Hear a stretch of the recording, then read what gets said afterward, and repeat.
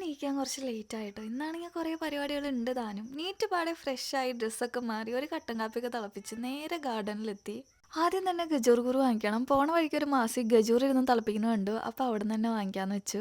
ഇത് ഗജൂർ തിളപ്പിച്ചുണ്ടാക്കുന്ന ശർക്കരയാണ് കേട്ടോ. നമ്മുടെ മുമ്പത്തെ വീഡിയോയിൽ ഗജൂറിനെ പറ്റി പറഞ്ഞിട്ടുണ്ട് കേട്ടോ. നല്ല സ്വീറ്റാണ്.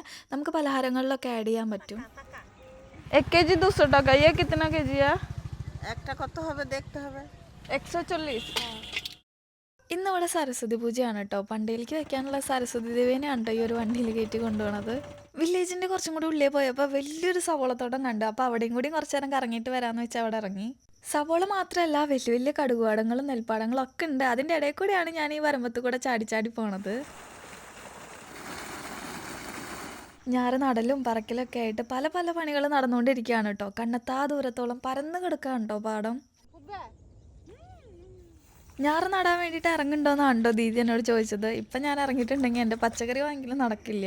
കടുകിൻ്റെ മഞ്ഞപ്പൂക്കളൊക്കെ കൊഴിഞ്ഞു തുടങ്ങിയിട്ട് വിത്തായി തുടങ്ങിയിട്ടുണ്ട് കേട്ടോ പാടത്ത്. അവിടെ നിന്ന് വർത്താനൊക്കെ പറഞ്ഞിട്ട് സമയം പോയത് അറിഞ്ഞില്ല. കറക്ക് കഴിഞ്ഞിട്ട് നേരെ അങ്ങാടിക്കാണ് കേട്ടോ പോയത്. ശരിക്കും നമ്മൾ അങ്ങോട്ട് പോകാൻ വേണ്ടിയിട്ടാണ് വീട്ടിൽ നിന്ന് നേരത്തെ ഇറങ്ങിയത്. പച്ചക്കറിയൊക്കെ വാങ്ങിച്ചിട്ട് നേരെ വീട്ടിലേക്കാണ്. ബാക്കി നാളെ രാവിലെ.